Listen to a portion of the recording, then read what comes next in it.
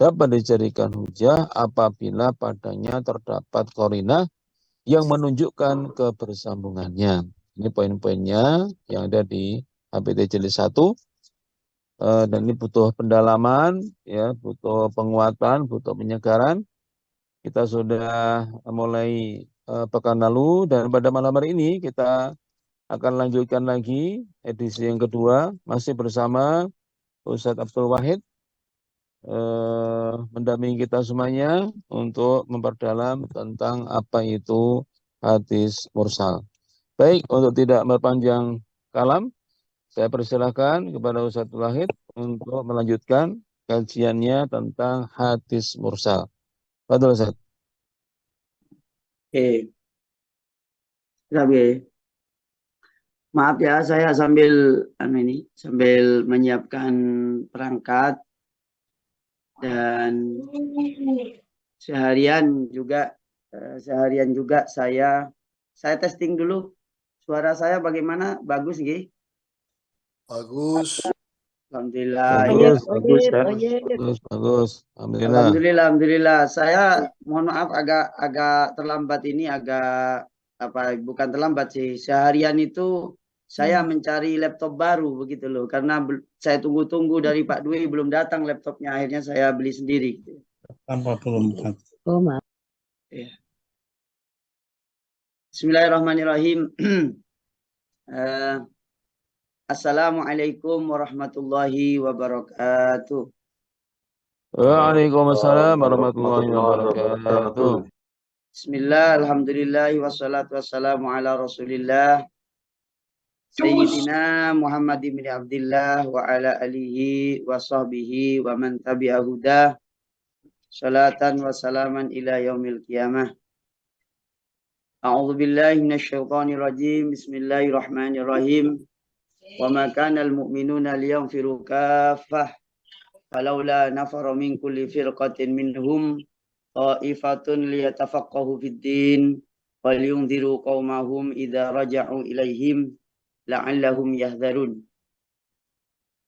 Amma ba'du, pimpinan Majelis Tarjih Kota Malang, pimpinan Majelis Tabligh Muhammadiyah Kota Malang, wabil khusus Ketua PDM Muhammadiyah Kota Malang, dan tidak lupa pula kepada seluruh pimpinan amal usaha Muhammadiyah Kota Malang, dan yang berikutnya para simpatisan yang berbahagia yang dirahmati Allah Subhanahu wa taala, atas ridho dan rahmatnya Al-Fakir bisa menyertai panjenengan bersama juga para kiai-kiai, para sesepuh, para asatid, baik dari kalangan Muhammadiyah maupun kalangan Nahdiyah yang terlibat dalam ngaji online ini.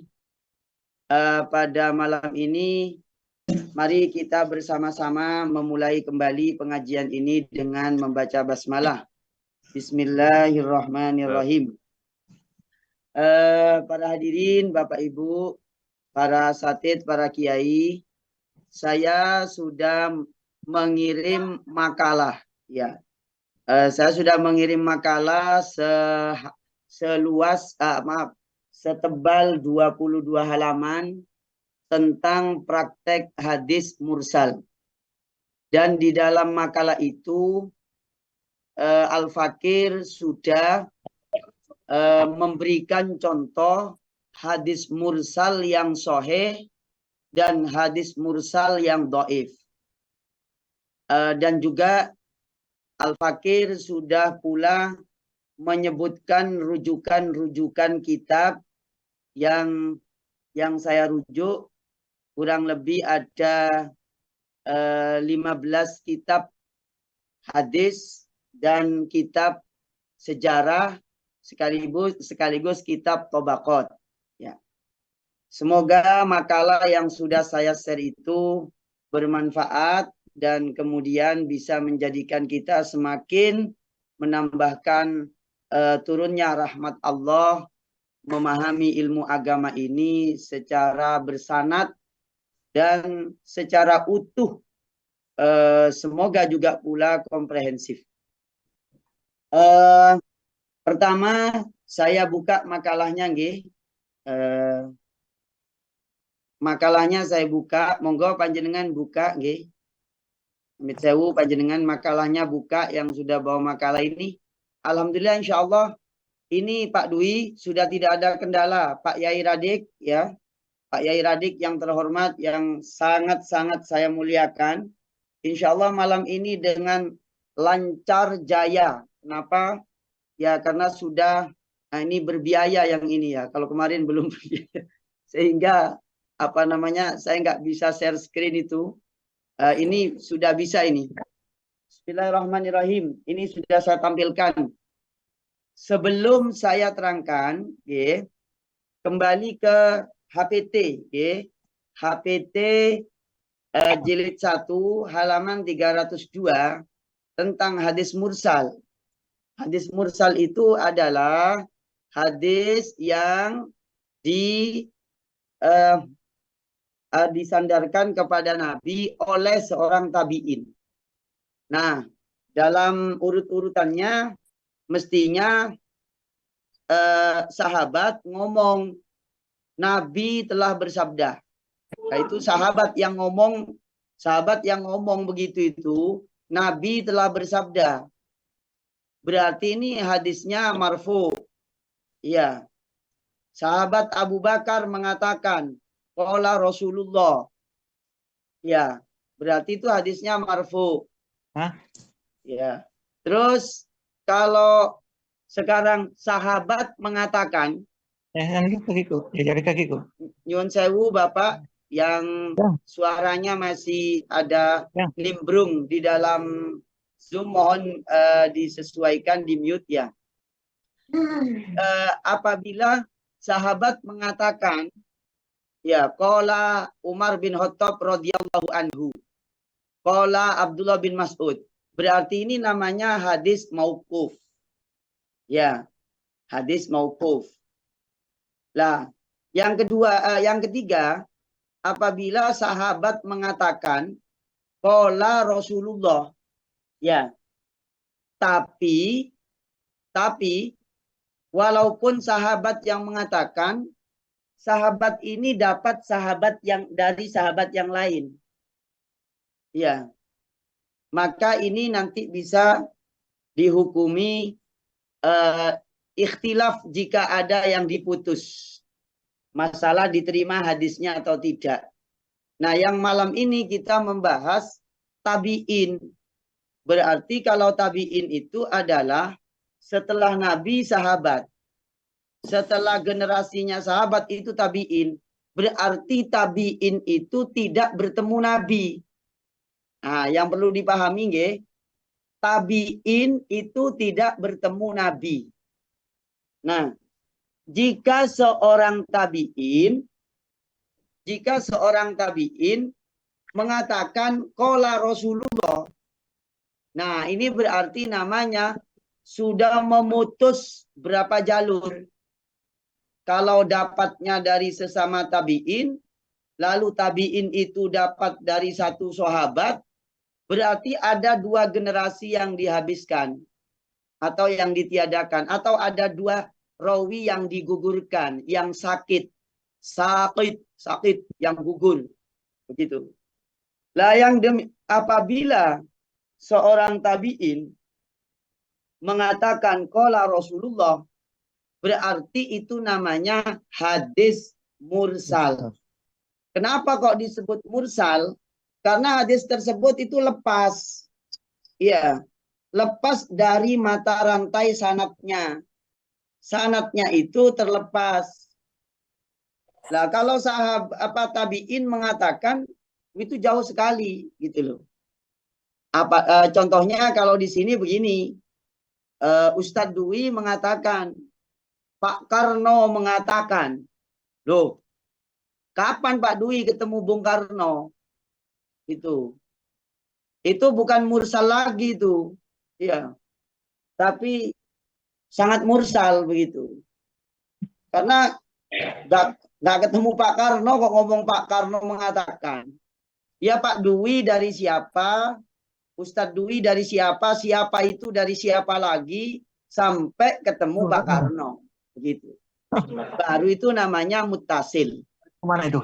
Bisa ke jantung kah itu? Oh, ya nggak bisa ke jantung. Oh, ini hadis mursal kok ya. Dia cari sambungannya sendiri.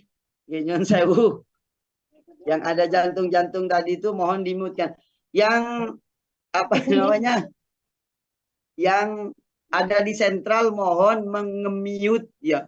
Mengemiut ya. Mengemiut secara secara otomatis. Nah, punten. Saya terangkan lagi nih. Hadis mursal itu adalah ucapannya sahabat mengatakan qala Rasulullah. Lah kalau qala Rasulullah sementara dia tabi'in, maaf ya, tabi'in maksud saya. Tabi'in mengatakan qala Rasulullah. Berarti di sini ada satu atau lebih yang terputus. Sebentar, Maka Ustaz. kalau manhaj Sebentar, Ustaz. tarjih apa? Sebentar. Ini hostnya jenengan, jadi tolong jenengan aja yang meng-mute all. Hostnya Oh, jenengan. saya. Ya. Iya. Afan ini. Gimana caranya nge-mute ini? Saya nggak bisa nge-mute ini. Tak biasa. Saya nggak biasa nge-mute loh pas Mas Dwi. Maaf loh ya. Oke. Saya cari orangnya. Nanti kalau ketemu tak cetol sekalian ya saya. Oke. Oke ya.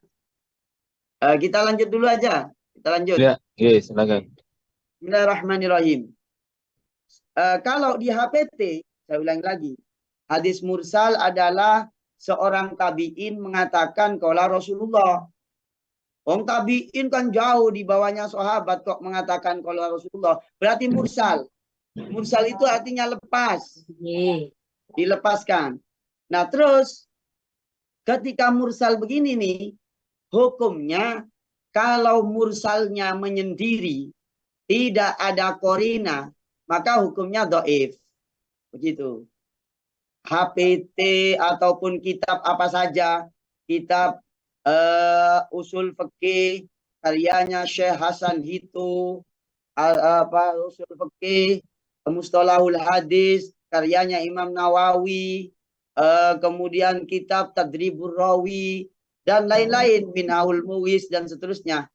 Kalau hadis mursal itu berarti secara umum. Berarti ada yang secara khusus. Secara umum itu dhaif. Kenapa? Karena ada rawi yang digugurkan. Nah, yang digugurkan itu bisa sahabat, bahkan bisa juga tabi'in sendiri yang satu zaman dengannya, begitu. Nah, sekarang bagaimana caranya ingin mengetahui ya? Bagaimana caranya ingin mengetahui tentang ini mursal atau tidak? Ya. Kalau pengen tahu ini hadisnya mursal atau tidak, ya berarti harus tahu biografi sahabat. Nah, untuk mengetahui biografi sahabat, monggo atau tabi'in sekaligus ya, panjenengan saya bacakan nama-nama kitabnya nih. Ini kitab-kitab yang berhubungan dengan nama-nama sahabat, lalu nama-nama tabi'in, dan semua orang-orang yang berguru kepada mereka-mereka semuanya. Gitu, nggih. Nah, saya sebutkan. Sudah muncul? Belum muncul? Belum muncul. Niki. Kalau nama kitabnya ini yang paling sederhana. Satu namanya adalah Kitab I'lamul Muwaqqi'in. Karyanya Al-Imam Ibnul Qayyim Al-Jauziyah. Dua, kitab At-Tabaqat Al-Kubra. Karyanya Al-Imam Ibnu Sa'ad. Yang ini yang sudah disempurnakan. Kemudian ada kitab Hayatut Tabi'in. Kemudian ada kitab namanya Silsilatul Asar As-Sahihah. Kemudian ada kitab namanya Usdul Ghaba fi Ma'rifatis Shahaba.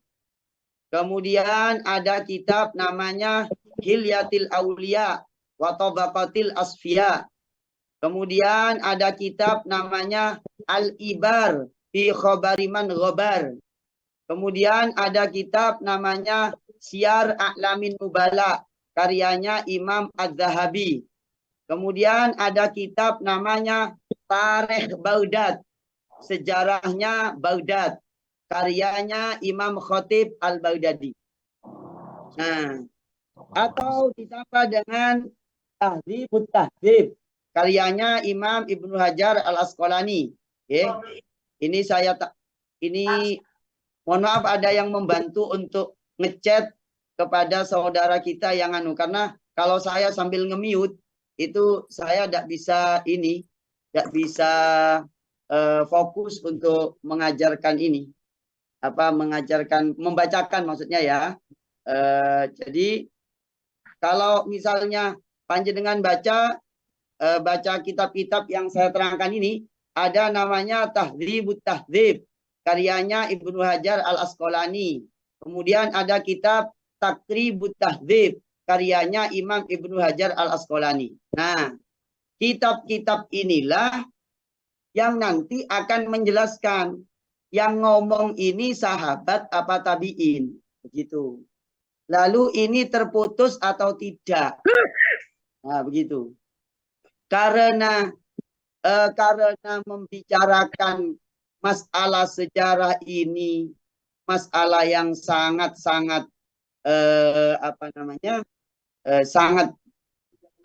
membutuhkan waktu yang sangat panjang, maka Bapak Ibu yang dimuliakan oleh Allah, saya beritahu kata kunci yang paling ringan. Bagaimana caranya? Caranya adalah Bapak Ibu membaca namanya kitab Hilyatil Aulia. Kitab Hilyatil Aulia, lalu kitab Al-Musannaf Ibnu Abi Syaibah, lalu kamu membaca kitab Musnad Sa'id bin Mansur, dan kitab lain-lain. Maka di sini panjenengan nanti akan bertemu nama-nama tabi'in. Begitu. Tabi'in di sini banyak meriwayatkan hadis, baik itu mursal yang berhukum dhaif maupun mursal yang berhukum sahih. Gitu, nggih. Nah, saya lanjutkan sekarang. Yang nanti panjenengan yang masuk grup-grup tertentu, saya sudah nge-share makalah yang saya tulis sebanyak kurang lebih 22 halaman. Oke. Niki pengantarnya nggih. Pengantarnya saya. Pengantar pertama. Berikutnya ada pengantar kedua. Pengantar keduanya adalah saya misalnya tanya ke panjenengan, ya, dari manakah sumber agama setelah Nabi dan semua sahabat wafat? Nabi wafat, sahabat juga wafat. Maka sumber agamanya dari siapa? Ya pastinya panjenengan jawab. Jawabnya adalah ya sumbernya berarti dari tabi'in. Begitu. Lalu apakah tabi'in itu punya karangan kitab? Ada sebagian, ada. Tidak banyak. Kemudian yang ditulis itu rata-rata adalah dari tabi'in sahabat. Tabi'in sahabat. Nah, yang kita bicarakan ini sekarang tidak. Tabi'in langsung ngomong qala Rasulullah. Gitu. Maka dalam hal ini tabi'in walaupun dalam tataran ilmiah ketika mengatakan Rasulullah bersabda disebut mursal, mau tidak mau tabi'in itu adalah masuk generasi 3 terbaik. Begitu. Nah, ini saya ambil dari kitab I'lamul Muwaqqi'in karyanya Al-Imam Ibnu Qayyim. Faslun amman intasyaraddin wal fiqhu. Imam Ibnu Qayyim itu mengatakan ini berat banget ini. Ngapunten suara ini. Ngapunten ini mohon bantu ya. saya tidak cukup waktu untuk, oh ya maaf, ini baru bisa sudah. Ini baru bisa. Baru bisa. Saya langsung mute secara otomatis seluruh dunia. Ini saya mute ini. Ya. Mantap, Ustaz. Oke, siap. Ya, saya lanjut. Nah, niki ada judul karyanya Imam Ibnul Qayyim. Namanya kitab I'lamul Muwaqqi'in. Ada 4 juz kitab ini. Nanti saya tampilkan kitabnya setelah saya membaca ini. Katanya Imam Ibnul Qayyim, agama, fikih, dan ilmu menyebar itu dari sahabat atau santri-santrinya Ibnu Mas'ud.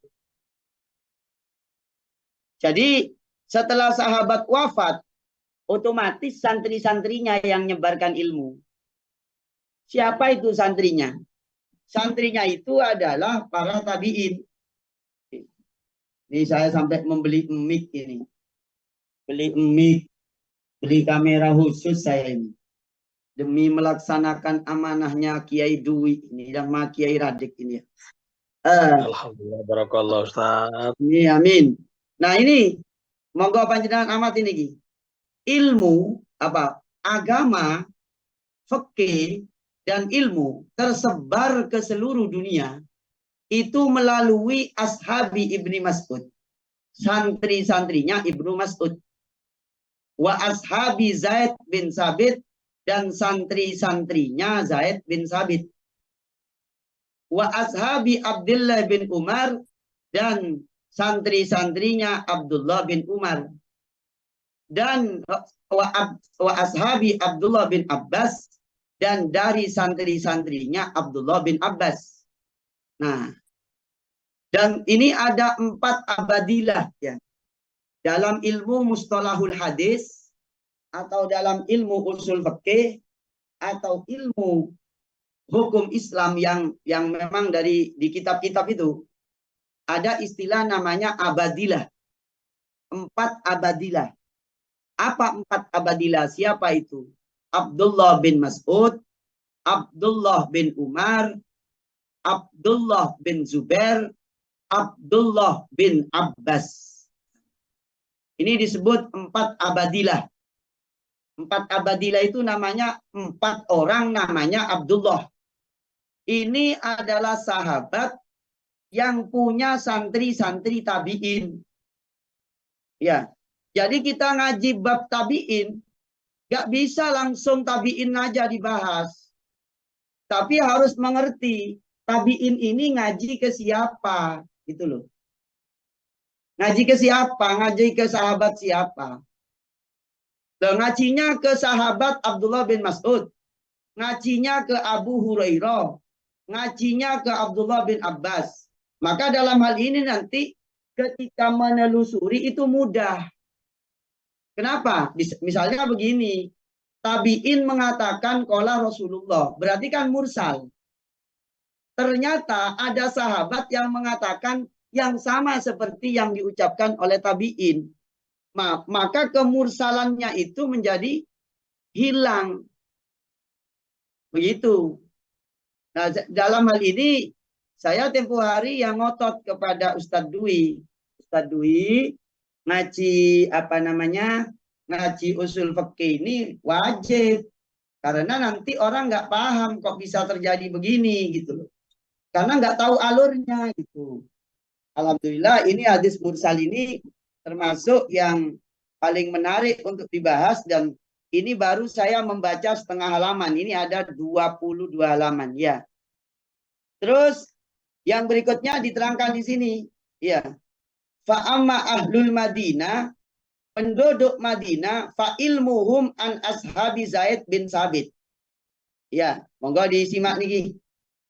Penduduk Madinah ilmunya itu dari Zaid bin Sabit. Ilmu agamanya, ilmu fikihnya, cara beragamanya itu dari Zaid bin Sabit. Wa Abdullah bin Umar dan Abdullah bin Umar. Wa amma ahlu Mekkah, sedangkan penduduk Mekkah, fa ilmuhum an ashabi Abdullah bin Abbas. ilmunya itu dari santri-santrinya Abdullah bin Abbas.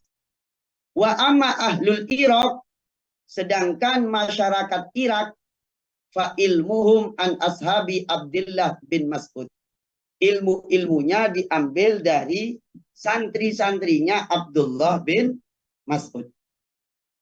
Nah, dari sini sudah ada gambaran bahwasanya antara Madinah, Mekah, Irak, mungkin nanti juga Syam, itu ada tokoh-tokoh tabi'in yang mengajarkan ilmu yang bisa saja ada perbedaan sedikit-sedikit.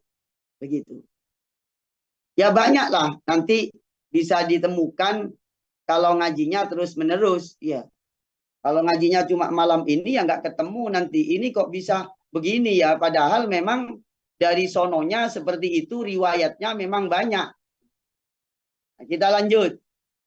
Ibnu Umar, ini dikatakan Ibnu Umar dan sekelompok tokoh yang hidup di Madinah berfatwa.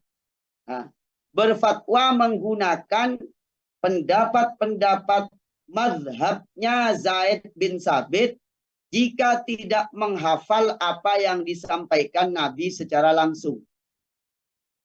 Nah, ini perlu saya sampaikan. Sejak zamannya sahabat, itu sudah ada istilah madhab. Jadi, Ibnu Abdullah bin Umar, karena Abdullah bin Umar ini sahabat, tergolong sahabat kecil. Ya, generasi kecil, generasi anaknya Sayyidina Umar. Ya, berbeda dengan Sayyidina Umar. Abdullah bin Umar dan para sahabat yang lain, jika tidak menemukan dalil langsung dari Nabi, mereka itu ikut mazhabnya Zaid bin Sabit. Ini keterangannya di kitab I'lamul Muwaqqi'in,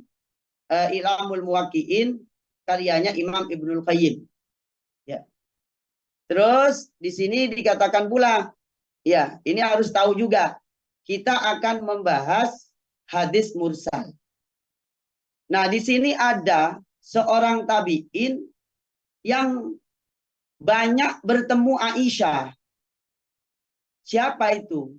Urwa bin Zubair. Ya. Urwa bin Zubair ini sering ngaji ke ngaji kepada Aisyah.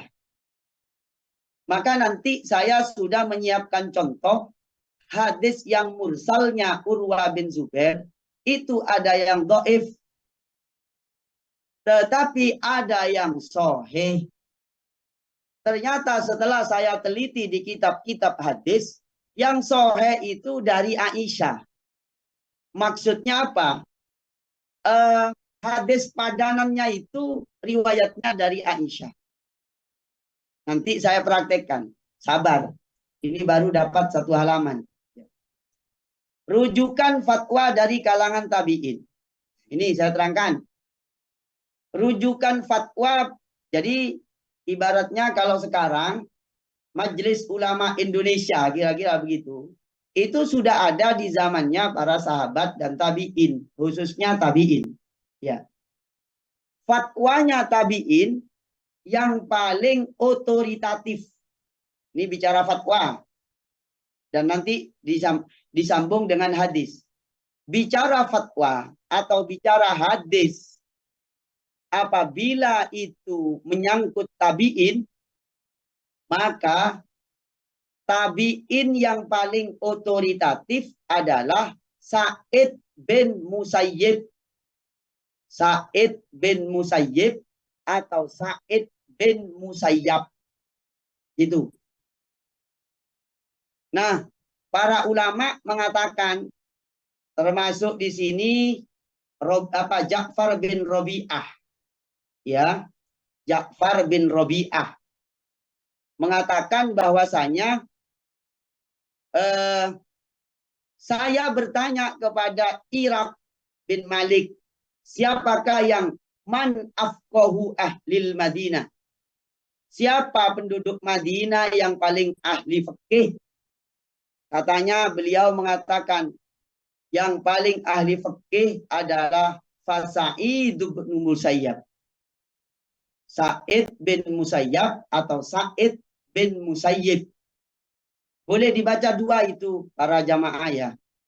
Ada yang menulis Sa'id bin Musayyab, ada Sa'id bin Musayyib.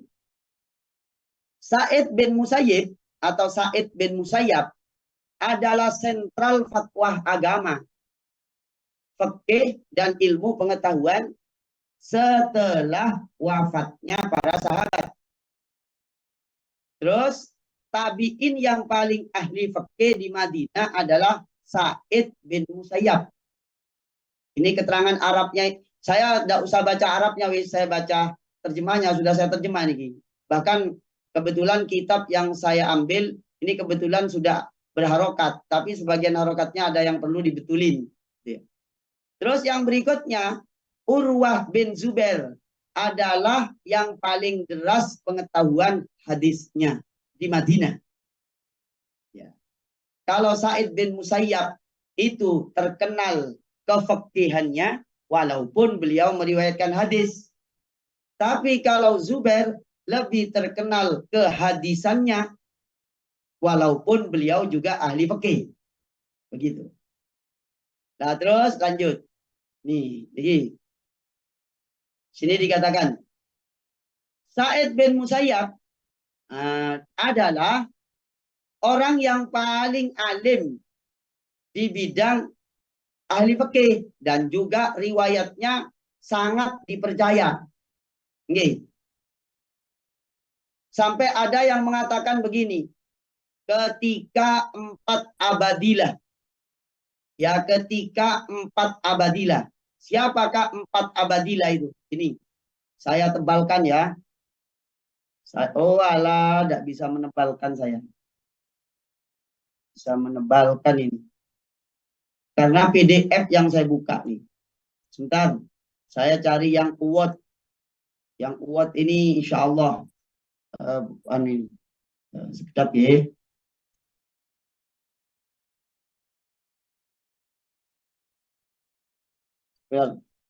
Kalau yang Word itu nanti bisa bisa dibesarkan. Sabar. 4 abadilah itu adalah katanya di sini dikatakan oleh Imam Ibnul Qayyim, semenjak 4 abadilah wafat. 4 abadilah saya tampilkan istilah 4 abadilah.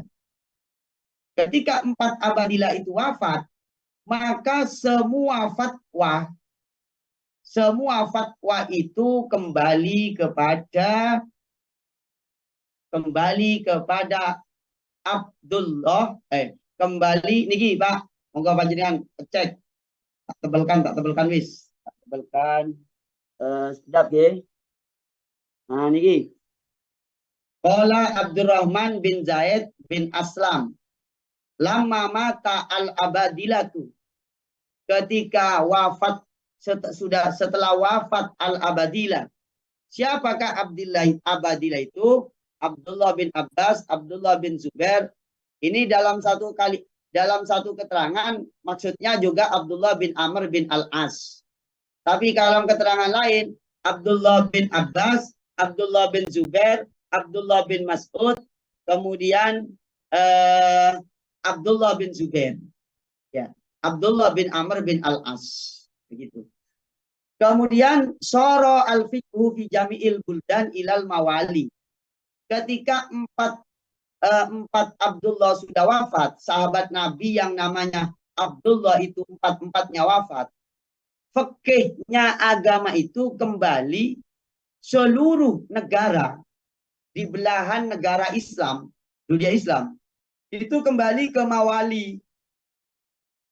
Nah ini, kalau kita ini yang, kalau ngaji, maksudnya saya, kalau ini sedikit, waktunya itu saya tidak bisa menjelaskan juga mawali. Apa itu mawali? Ya, mawali itu adalah budak-budak yang dimerdekakan oleh para sahabat, dan beliau ngaji ke para sahabat sampai alim. Ini saya tampilkan nggih keterangan tentang mawali di kitab Al-Mawsu'at Al-Fiqhiyah Al-Kuwaitiyah. Sekejap, sabar. Nah, mawali. Nah, Pak. Monggo. Cek. Jadi setelah sahabat yang 4 yang namanya Abdullah itu wafat, pelajaran agama itu lebih banyak dikuasai dan kembalinya rujukan ilmu itu banyak sekali kepada Pak Mawali. Niki. Ya. Ini di kitab Al-Mawsu'at Al-Fiqhiyah Al-Kuwaitiyah juz 1 halaman 30.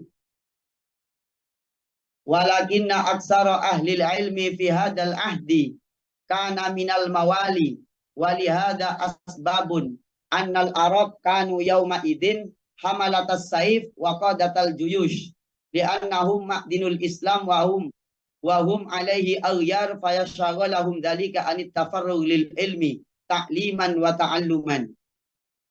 Terus anna haula'il mawaliyah nasha'u fi bi'atin laha hadaratuha wa saqafatuha wa aradu ayyushimu bijuhudihim fi nusrati hadad din alladhi itanaquhu ta'i'ina mukhtarin falamma lam yakunu min ahli sayf falam yansuru hadad din bil qalam.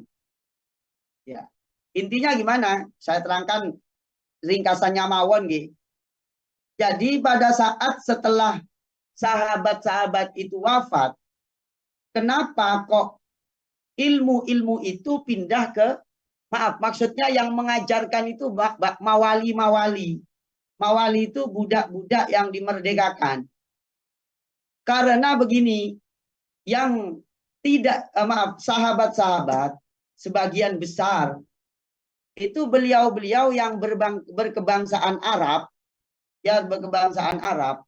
itu sibuk dengan perang, melakukan penaklukan.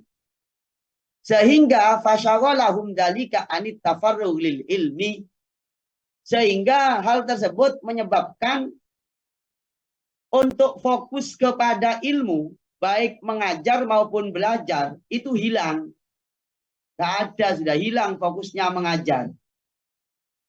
Maka kalau pengen jadi, maksudnya kalau biasanya, kalau di kitab-kitab itu, seperti di kitab Ihya, seperti di kitab Ta'limul Muta'allim, itu diterangkan kalau pengen jadi orang alim ya fokus, ya tidak boleh mendua gitu. Pengen jadi orang alim itu ya harus fokus ngurusi kitab, ya. Kalau ngurusi kitab, ngaji kitab sambil kemana-mana, ya enggak bisa fokus nanti. Seperti itu. Ya ini buktinya, ya. Terus para mawali itu sangat semangat mengajarkan ilmu. Kenapa? Mereka ingin berjihad dengan pena. Ingin berjihad dengan goresan pena dan lumuran tinta. Ya. Seperti itu. Dan itu yang banyak dari kalangan tabi'in. Mereka itu tabi'in semua rata-rata. Sehingga di kitab ini diterangkan seperti itu. Banyak ini saya mencatat tentang mawali. Ya, tentang mawali. Itu ada 5 halaman. Di sini dikatakan, wahada Ikrimah maula ibni Abbas. Waqad mata ibnu Abbas wa Ikrimah ala Riki. Ya. Ikrimah, kalau kita baca tafsir, lalu di situ ada dari Ikrimah. Ya ini maksudnya, Ikrimah bin Abi Jahal itu adalah budak yang dimerdekakan Ibnu Abbas. Dan Ibnu Abbas wafat, Ikrimah masih jadi budak. Ya. Setelah itu, faba'ahu Ali bin Abdullah bin Abbas li Khalid bin Yazid bin Muawiyah bi arba'ati alafi dinarin. Lalu anaknya Ibnu Abbas menjual Ikrimah kepada Khalid bin Yazid bin Muawiyah seharga 4.000 dinar. Jadi contoh bahwasanya budak orang-orang alim itu dari kalangan budak. Ya, dari kalangan budak. Mohon maaf ya, ini saya ini mungkin malam ini saya terakhir menjelaskan. Jadi waktunya agak diperpanjang karena ilmu itu kalau dipotong-potong bahaya. Oke, monggo. Ya, ini bab sangat penting dan banyak, ya maaf saya mau lebay sedikit, banyak yang diselewengkan tentang hadis mursal. Ya. Ini saya contohkan di sini dengan pembuktiannya. Oke. Sebentar, Ustaz. Oke. Sebentar. Artinya mawali itu berarti tabiin, nggih. Mawali berarti tabiin, bukan begitu. Sebentar. Ya. Mawali itu artinya budak-budak yang dimerdekakan dari kalangan tabiin. Jamak taksir dari maula ya Ustaz. Lanjut. Ya. Jamak taksir dari maula. Ya. Maula itu, nah ini bicara maula itu. Maula itu bisa dua. Maula itu bisa artinya tuan, bisa artinya itu adalah budak. Budak. Ya. Nah, saya nggak mau menjelaskan ini. Ya. Kenapa? Nggak habis di situ. Sebenarnya yang harus diketahui ya banyak gitu ya. Banyak terkait semua ini ya. Terus saya lanjut. Mawali ya. Mawali. Ketemu orang ya? Nah. Ini wong-wong ini jaluk di mute bareng, caruk di emut bareng-bareng jangan. Ya. Ini balik-balik tak emut si pancet ae mangap sian maksudnya si muni ae gitu ya. Ya, gak apa-apa. Ya, saya lanjutkan nggih. Sa'id bin Musayyab. Nah, sekarang bicara hadis mursal. Tadi saya mengatakan hadis mursal yang paling otoritatif dan pasti sahih. Catat ya. Nanti lihat di makalahnya. Saya sudah kirim ke Ustadz Dwi. Nanti mohon di-share. Kepada yang mau tahu makalah saya, nanti minta ke namanya Kiai Haji Dwi Triyono MSI PKS. Ya. Itu ya. Saya lanjut. Ada gelar PKS-nya. Iya, ada PKS-nya. Sa'id bin Musayyab itu adalah yang paling otoritatif. Sampai-sampai Abdullah bin Umar mengatakan begini. Ya, andaikan Rasulullah melihat Sa'id bin Musayyab atau Sa'id bin Musayyib, maka Rasulullah akan senang lihatnya. Jadi, ucapannya Abdullah bin Umar. Lau ra'a Rasulullah sallallahu alaihi wasallam hada la sarrahu farafa'a yadayhi jiddan wa asyara biyadihi ila sama.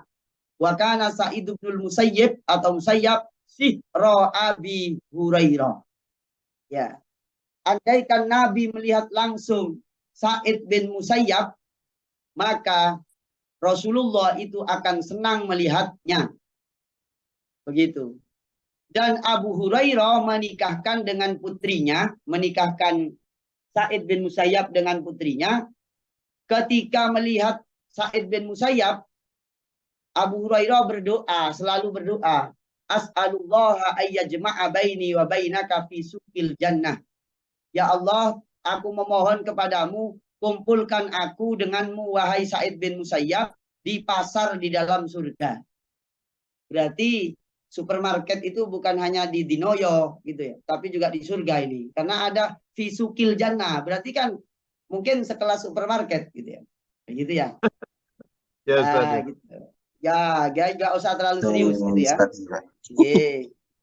Jadi Sa'id bin Musayyab begitu. Nah, saya tidak perlu membuka kitab, maksudnya kitab-kitab yang saya baca nggak perlu dibuka semua, tapi saya ingat gitu loh. Sa'id bin Musayyab ini termasuk orang yang berpuasa 1 tahun penuh. Kecuali hari raya Idul Fitri, Idul Adha, dan hari Tasyrik. Jadi sehari-harinya itu puasa. Kecuali hari Tasyrik dan hari itu Sa'id bin Musayyab. Kemudian selama 50 tahun wudhu sholat isya sampai subuh gak batal. Keterangannya di mana? Di kitab Hilyatil Auliya. Kalau panjenengan pengen tahu amalannya sahabat dan tabi'in, buka kitab Hilyatil Auliya wa Tabaqatil Asfiya. Karyanya Imam Ahmad Abu Nu'aim Al-Asbihani. Ya. Kira-kira ada orang si MM wudu isya sampai subuh itu. Paling Pak Dwi mungkin ya. Insya Allah ada. Jadi Sa'id bin Musayyab itu wudu isya sampai subuh. Saya nggak sabar sebenarnya pengen menunjukkan kitabnya sebenarnya. Ini tapi sudah saya catat.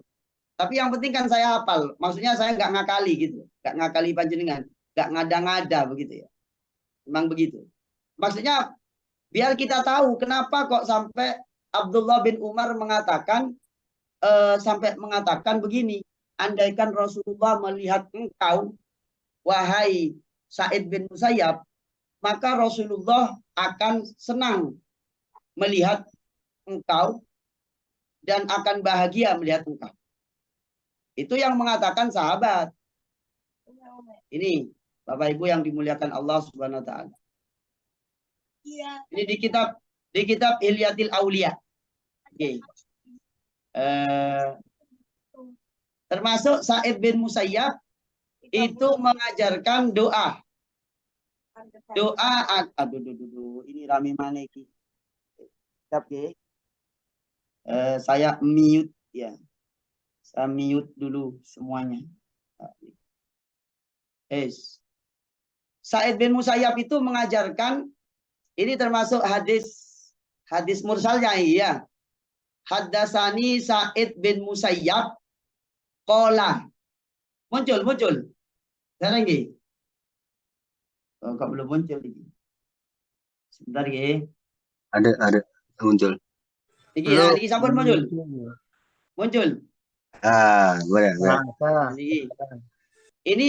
Ini sahih niki karena yang ngomong Sa'id bin Musayyab.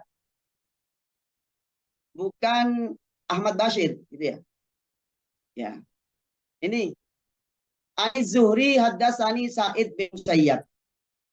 Imam Zuhri meriwayatkan hadis bahwa aku diceritai oleh Sa'id bin Musayyab.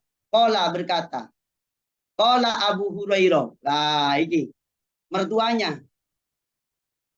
Abu Hurairah mengatakan, sami'tu Rasulullah, saya mendengar Rasulullah.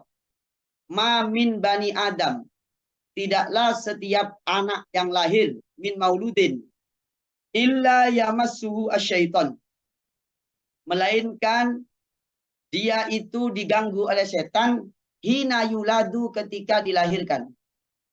Fayastahillu, maka kemudian menjerit, shorikhon, menjerit keras, min masyi syaiton, karena diganggu setan.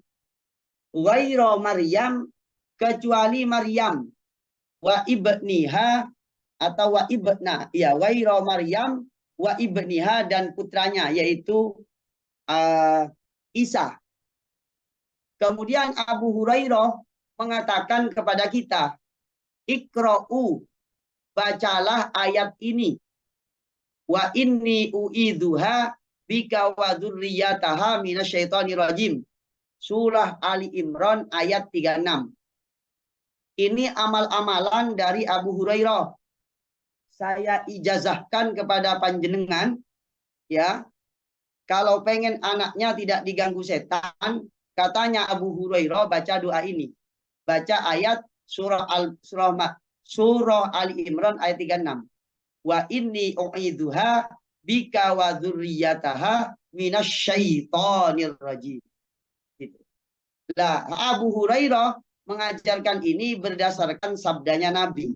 Nah, hadis ini dari Sa'id bin Musayyab. Gitu loh. Nah, sudah pasti sahih. Kenapa? Ya karena Sa'id bin Musayyab itu kan menantunya Abu Hurairah. Gitu.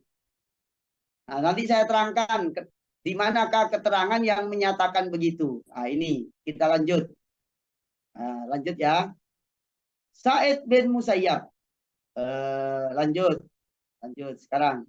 Hadis mursal selain sahabat atau tabi'in tidak bisa diterima sebagai hujjah karena kemungkinan ada rawi yang dipotong itu dan rawi yang dipotong itu cacat kecuali mursalnya Sa'id bin Musayyab. Keterangannya di mana? Keterangannya di dalam kitab Syarah Waraqat Usul Fiqih karyanya Al-Imam Jalaluddin Al-Mahalli Asy-Syafi'i. Jadi pengarang usul fikih yang paling banyak itu rata-rata madhab Syafi'i. Jalaluddin Al-Mahalli. Kemudian Al-Imam An-Nawawi. Al-Imam Jalaluddin As-Suyuti. Al-Imam Al-Baghawi. Dan seterusnya. Itu rata-rata yang ngarang usul fikih itu madhab Syafi'i. Dan karena yang pertama kali ngarang usul fikih, nyusun ilmu usul fikih, itu adalah Imam Asy-Syafi'i radhiyallahu anhu. Kalau tidak ada ilmu usul fikih, ya kita nggak bisa paham masalah ini. Nggak paham. Di sini dikatakan, fa in kana min marasili ghairi sahabati radhiyallahu anhum falaisa bihujjatin lihtimali ayyakuna sakit majruhan illa marasila Sa'id bin Musayyab. Nah, ini saya tebalkan. Apabila hadis mursal itu selainnya sahabat, maka tidak bisa jadi hujjah. Karena kemungkinannya rawi yang dilepas, rawi yang diputus itu cacat. Kecuali mursalnya Sa'id bin Musayyab. Kenapa kok begitu? Iya, karena Sa'id bin Musayyab itu walaupun ada yang diputus, pasti nyata dari Abu Hurairah. Ya. Jadi Abu Hurairah semua itu yang paling banyak. Gitu. Ini sudah menjadi kesepakatan semua ulama dunia. Ini tentang biografinya Sa'id bin Musayyab. Kedap ya. Saya ganti warnanya jadi warna apa ini? Gini aja biru. Oke, terus yang berikutnya. Saya langsung nanti praktek nih, Bun. Nah, contoh hadis mursal. Langsung praktek. Kira-kira 10 menit barangkali, ya. Contoh hadis mursal. Hadis 1. Saya memberi contoh kurang lebih 15 atau 20 hadis mursal. Niki An Sa'id bin Musayyab. Dan saya tebalkan. Dari Sa'id bin Musayyab. Qala berkata. Qala Nabi sallallahu alaihi wasallam. Sa'id bin Musayyab mengatakan. Qala Nabi. Nabi mengatakan. Lah niki. Sa'id bin Musayyab tabi'in. Kok mengatakan qala Nabi. Berarti namanya mursal. Nabi mengatakan. Masalu li fil jannah fi khimatin min durratin. Kullu wahidin minhum ala saririn. Fara'aitu Zaidan. Wabna rawaha fi a'nakiha sududan. Nabi mengatakan penduduk-penduduk surga menampakkan kepadaku di surga berada di dalam perkemahan yang terbuat dari mutiara-mutiara. Ya. Seperti itu. Yang masing-masing mereka berada di atas sarir permadani. Apa itu amben? Ya apa?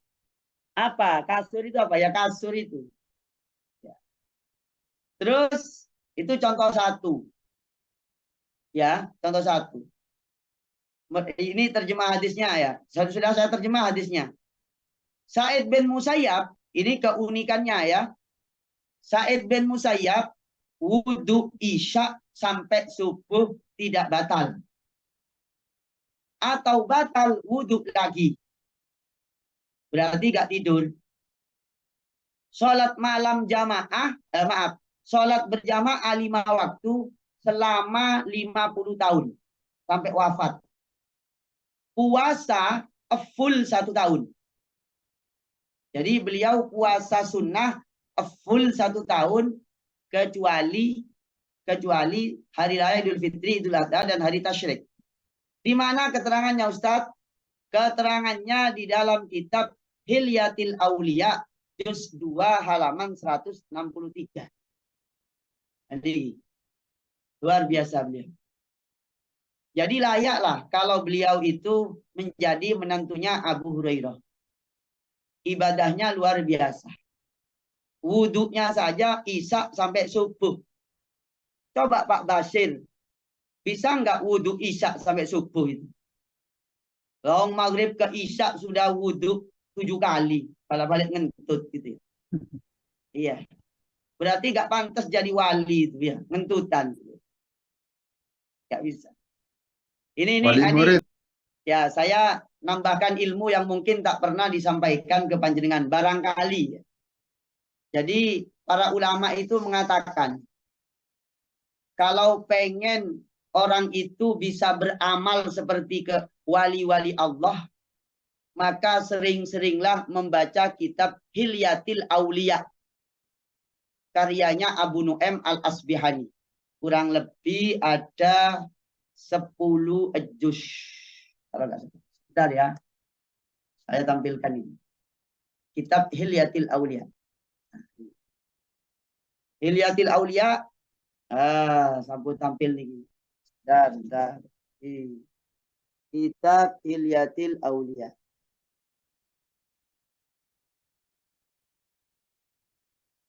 Nah, ini Pak.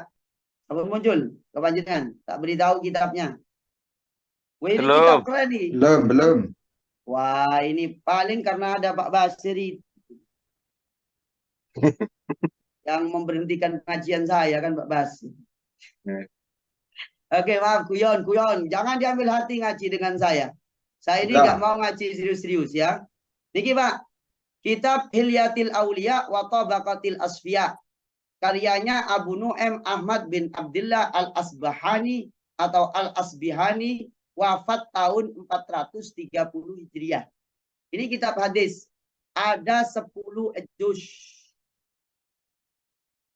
Nah, ini saya mencoba-coba ngecek beberapa masalah yang ada di dalam kitab Hilyatil Aulia. Ya. Dan saya sinkronkan dengan kitab Ihya. Jadi kalau saya dan panjenengan ngaji kitab Ihya, Imam Ghazali itu banyak ngambil hadis dari kitab Hilyatil Aulia. Karena hadisnya Imam Abu Nu'aim di kitab Hilyatil Aulia banyak bercerita tentang amaliyahnya sahabat. Hilyatil Aulia, lalu Ibnu Abid Dunya, kemudian Sunan Sa'id bin Mansur, selainnya Sahih Bukhari, Sahih Muslim, At-Tirmidzi, An-Nasa'i, Al-Baihaqi, At-Tabrani. Selain itu semuanya, itu Imam Al-Ghazali di dalam kitab Ihya banyak mengambil dari kitab Hilyatil Aulia. Hadis-hadisnya dan role model berpikirnya itu. Dari mana tahu? Tak beritahu panjenengan ini. Ini saya punya kitab nih. Penting diketahui nih. Beritahu ya. Ini adalah kitab Ithafus Sadatil Muttaqin. Ini kitab Ithafus Sadatil Muttaqin. Ini 14 juz. Syarahnya Ihya Ulumuddin. Jadi Ihya 4 juz disyarahi oleh Syekh Murtada Az-Zabidi menjadi 14 juz. Dari sini sampai ke sini. Itu syarahnya kitab Ihya. Nah, kalau membaca syarahnya kitab Ihya, maka di sini akan banyak menemukan qala fil hilyah fi hilyatil aulia. Maksudnya. Dan ini penting. Dan ini kitab yang terlengkap mengkaji hadis-hadis yang dikeluarkan oleh Imam Al-Ghazali di dalam kitab Ihya. Yang diantaranya banyak ngambil dari kitab Hilyatil Auliya. Jadi tahu, ini kitab keren. Jadi tahqiq hadis dan takhrij hadis terlengkap tentang isinya kitab Ihya itu adalah karyanya Imam Syekh Murtadha As-Sayyid Murtadha Az-Zabidi. Kitab namanya Ithafus Sadatil Muttaqin. Nah, kita lanjut dulu. Kita lanjut. Lanjut dulu, ya. Niki contoh belum muncul lagi ya. Saya contohkan ini. Nah, ini contoh hadisnya Sa'id bin Musayyib atau bin Musayyab.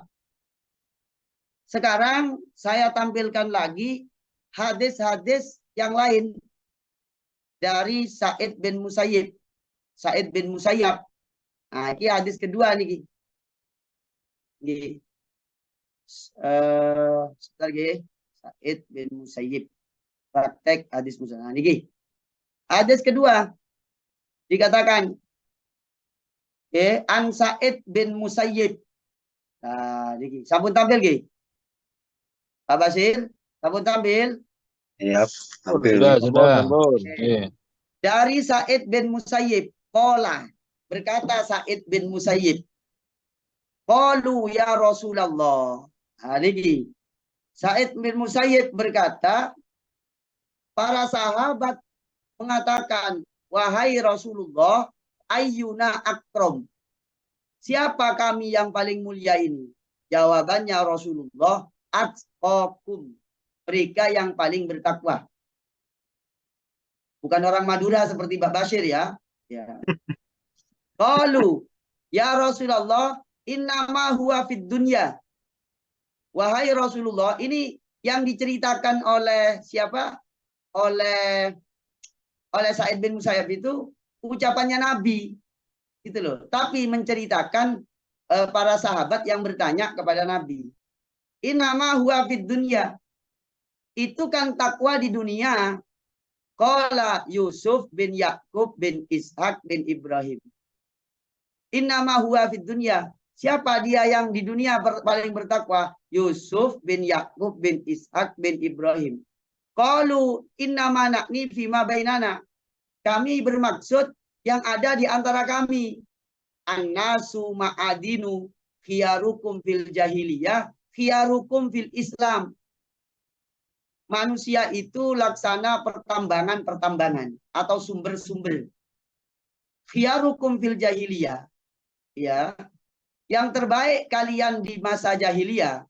Khiyarukum fil Islam. Yang terbaik di dalam Islam. Apa itu? Idza faqihu. Apabila semuanya itu menjadi ahli fikih. Oke. Di mana keterangannya Ustadz? Ini keterangannya di kitab Musannaf Abdir Razzaq.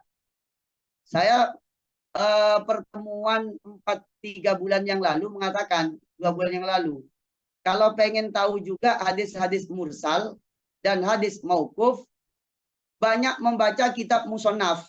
Musannaf Abdir Razzaq, Musannaf Ibni Abi Syaibah, Sunan Sa'id bin Mansur, dan lain-lain. Termasuk kitab Hilyatil Auliya. Itu ya.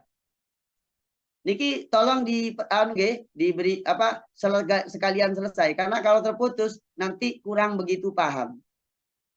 Terus ada di dalam kitab Muwatta Ibni Malik. Imam Malik. Ini. An Sa'id bin Musayyab. Sampai jam 11 insya Allah. Atau sampai jam 3 pagi, tapi saya berhenti jam 9 ya. Panjenengan lanjutkan sampai jam 3 ya. Lanjut ya. An Sa'id bin Musayyab muncul ya. Qala Rasulullah. Lah, Sa'id bin Musayyab mengatakan, qala Rasulullah. Loh, kok qala Rasulullah? Padahal Sa'id bin Musayyab kan tabi'in. Ya. Kan tabi'in. Berarti ini namanya mursal. Oke, berarti namanya mursal. Tusta'danu al-abkar fi anfusihinna. Ya. para gadis itu dimintai izin kalau mau nikah. Maksudnya ditanya, Duk, wis kepingin rabi karo Ustadz Dwi nopo boten? Gitu. Kira-kira ya. Sudah mau rabi sama Ustadz Dwi nopo boten? Begitu. Zawatil ab wa ghairil ab. Baik yang mempunyai bapak ataupun tidak punya bapak. Artinya bapaknya sudah meninggal. Tapi kalau dia itu gadis, ya, kalau dia gadis, maka harus diminta izin. Tidak boleh langsung dinikahkan. Kalau anak gadis. Ini ucapannya Rasulullah, tapi hadisnya mursal dari Sa'id bin Musayyab. Tabi'in. Nah, kalau kembali kepada metodologi usul fikih, maka Sa'id bin Musayyab itu semua hadisnya diterima. Kenapa? Karena Sa'id bin Musayyab itu menantunya Abu Hurairah. Tidak mungkin, gitu loh katanya. Nanti tak buktikan nanti. Sabar, ya sabar. Di bawah itu nanti tak contohkan. Sa'id bin Musayyab menyatakan satu hadis, ternyata para sahabat menyatakan hadis yang sama. Sudah saya contohkan ini di bagian belakang. Nah, para jamaah, Bapak Ibu, para kiai, para ustadz, ya kita ngaji bareng ini ya. Ini di kitab Muwatta'nya Imam Malik, riwayatnya Muhammad bin Hasan al-Ashibani. Halaman 181. Imam Muhammad mengatakan, Imam Muhammad bin Hasan al-Ashibani itu mengatakan, mazhab ini yang saya ambil. Apa itu maksudnya? Yaitu kalau ada gadis mau dinikahkan, tidak boleh pakai nikah wali pakai ijbar. Ijbar. Itu kan kalau ngaji fikih kan ada namanya wali mujbir. Wali yang berhak memaksa untuk menikahkan. Misalnya ada orang, ya ini bukan artis, tapi namanya sama dengan artis. Gadis, ya gadis. Misalnya saya punya anak namanya Amanda Manopo, misalnya ya. Saya punya anak namanya Amanda Manopo. Karena saya Amanda Manopo. Iya. Terus ini bukan artis tapi yang ini. Dulu Santri, waktu di Madura, ya. Pak. Terus setelah itu karena saya akrab dengan Ustadz Dwi, tiba-tiba saya nikahkan tanpa sepengetahuan dan tanpa izinnya Amanda anak saya itu. Langsung karena saya terlalu baik sama Ustadz Dwi. Ustadz Dwi, Kiai Dwi ini kiai besar di Malang, diundang kemana-mana. Akhirnya saya diam-diam Ustadz Dwi tak WA, Ustadz Dwi, gimana? Ente saya nikahkan dengan putri saya. Putri yang mana Pak Kiai gitu ya. Itu putri saya yang namanya Amanda Manopo. Wah, Ustadz Dwi langsung bilang, oke, siap, 86. Gitu ya. Ustadz Dwi langsung oke. Langsung saya bawa ke Batu, saya nikahkan tanpa sepengetahuan anak saya. Saya nikahkan putri saya yang bernama Amanda Manopo dengan mahar mobil Fortuner dan Pajero Sport. Misalnya. Berarti saya namanya wali mujbir. Menurut riwayatnya Sa'id bin Musayyab, ini nggak boleh. Gitu loh. Tapi menurut hadis yang lain kan boleh wali mujbir itu. Menikahkan biker itu. Atau gadis itu. Tanpa dimintai izin. Iya. Begitu. Ya, ada wali mujbir. Katanya menurut hadis ini walaupun ada wali mujbir. Atau bahkan tidak ada wali mujbir. Tak boleh harus izin dulu ngomong. Gitu. Ngomong saya kepada anak saya. Nak, aduh yang gimana ini? Ustadz Dwi ingin melamar panjat kamu ini nak gimana mau nggak? Ustadz Dwi ganteng, ahli olahraga kalau pagi naik sepeda sampai naik ke gunung-gunung, sampai ke gunung Panderman, sampai ke gunung Semeru, ya itu begitu, ya harus izin, itu ya. Gimana Ustadz Dwi siap? Ada Zaizah, Sudah. Apa siapa? Siap. Saya hajar Ustaz Dwi hari ini ya. Ya. Oke. Ini dari contoh hadis ketiga. Hadis ketiga mengatakan ini hadis mursal. An Sa'id bin Musayyab qala Rasulullah. Lagi-lagi seorang tabi'in tidak nututin zaman Nabi, itu mengatakan qala Rasulullah. Ini. Di antaranya ini bunyi hadisnya, ala ukhbirukum bi khairin min katsirin min salatin wa shadaqatin. Katanya Nabi, maukah kalian saya kabarkan kebaikan yang lebih banyak dari salat dan sedekah sunnah? Bala ya Rasulullah. Baiklah ya Rasulullah. Qala salahu dzatil baini wa iyyakum wal bawdah fa innaha hiyal haliqah. Yang lebih besar pahalanya dari salat dan sedekah itu adalah mendamaikan dua kelompok atau dua orang yang berseteru. Hindarilah permusuhan, karena permusuhan dan kemarahan itu dapat menghancurkan umat manusia. Maka saya katakan menirukan Ustadz Rahmat DRS PKS, ya, salam NKRI harga mati, ya, salam toleransi, ya, untuk persatuan dan kesatuan. Ini ada 8 hadis contoh lah, ya. Insya Allah saya sampaikan semua. Langsung kepada yang terakhir, wis. Ini kelamaan ini. Langsung. Monggo. Ini saya tambahkan satu dari hadis yang ke-6, ya. Satu dari hadis yang ke-6 niki. Ini sama juga Sa'id bin Musayyab. Qala Rasulullah sallallahu alaihi wasallam. Rasulullah bersabda, katanya Sa'id bin Musayyab, Tusta'maru al-yatimatu fi nafsiha. Perempuan yatim itu harus diminta izin untuk nikah. Wasom tuha ikraruha. Kalau ditanya kok diam, berarti oke. Duk, misalnya saya punya anak namanya Amanda Manopo. Tapi bukan artis ya, namanya aja sama gitu ya. Paling Duk, Amanda. mau enggak kamu saya nikahkan dengan Ustadz Kiai Haji Dwi Triyono misalnya. Yang mana itu ya? Itu loh orang Villa Bukit Tidar, orang Palmira, orangnya sering pakai udeng-udeng, ya, ya pakai udeng-udeng.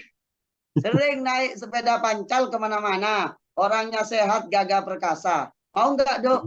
Terus di mana ya orangnya? Orangnya di Malang. Terus saya ini istri pertama apa kedua? Insya Allah yang ketiga. Begitu. Ternyata kok dia diem aja. Berarti itu iya. Maka penting ngaji fikih. Gitu. Saya selalu mempromosikan bab fikih. Karena kalau hadis kok nggak paham, ini percuma nanti. Ini harus ngaji fikih. Karena sejak zaman sahabat tabi'in itu ngajinya fikih. Memahami hadis. Nah, ini ada di kitab Sunan Sa'id bin Mansur juz 1 halaman 181. Beliau wafat tahun 227 Hijriah. Langsung anu wis praktek bagaimana kok bisa hadis mursal sahih. Nah, niki Pak. Waduh kok dawa iki. Nah, ini sampun. Pembuktian hadis sahih dan tidaknya pembuktian sahih dan tidaknya hadis mursal. Ayo kita buktikan. Ya. How to, bagaimana cara membuktikan ya hadis mursal itu. Ini contohnya. An Urwah bin Zubair. Contohnya nih Urwah bin Zubair itu tabi'in. Tapi nomor 2 setelahnya Sa'id bin Musayyab. Di mana keterangannya Ustadz? Ini. Yuk, monggo dicek. Ini kitab yang tadi saya sebutkan. Yaitu kitab I'lamul Muwaqqi'in. Ini yang paling sederhana lah. Ya, yang paling sederhana. Sudah muncul? Belum? Muncul. Bismillahirrahmanirrahim. Muncul. Alhamdulillah. Muncul nggih? Pembuktian sahih tidaknya sudah muncul. Ya, yang ini loh. Kitabnya ini loh biar tahu nih. Ya. Oh iya, Kelihatan Ustaz. sudah Jadi, barusan muncul. ada namanya judul. Jadi kalau di kitab I'lamul Muwaqqi'in, ini kitab 4 juz. Berbicara sejarah fikih, sejarah hadis, sejarah tafsir, siapa yang ahli fikih, ahli tafsir, mulai dari zaman sahabat, tabi'in, khususnya tabi'in, sampai ke paling akhir. Gitu ya. Ini di sini diterangkan faslun fuqahaul Madinah al-Munawwarah. Muncul nggih? Muncul? Muncul Ustaz. Nggih. Wa kana al-muftuna bil Madinah minat tabi'in Ibnal Musayyib atau Ibnal Musayyab. Ahli fikihnya orang Madinah itu Sa'id bin Musayyab, wa Urwa bin Zubair, wal Qasim bin Muhammad, wa Kharijah bin Zaid, wa Abu Bakar bin Abdurrahman, bin Haris bin Hisham, Sulaiman bin Yasar, Ubaidillah bin Abdullah bin Utsbah bin Mas'ud, wa haulaihum al-fuqaha wa qad nazamahumul qail. Yang saya sebutkan namanya ini adalah ulama-ulama Madinah dari kalangan tabi'in. Yang pertama kali disebut Sa'id bin Musayyab. Kalau Sa'id bin Musayyab itu sudah nothing problem. Kenapa? Karena Sa'id bin Musayyab mantunya Abu Hurairah. Hadisnya mesti dari beliau. Begitu. Walaupun mengatakan qala Rasulullah. Sekarang kita buktikan wa Urwa bin Zubair. Urwa bin Zubair gimana? Nah, saya baca Urwa bin Zubair ini sahabat yang sering ngaji ke Sayyidah Aisyah. Ya. Banyak ngambil dari Sayyidah Aisyah. Ayo kita praktekkan. Niki pembuktian. Sampun muncul? Belum. Belum muncul nggih? Sudah. Oke, pembuktian an Urwa bin Zubair, dari Urwa bin Zubair qala Rasulullah.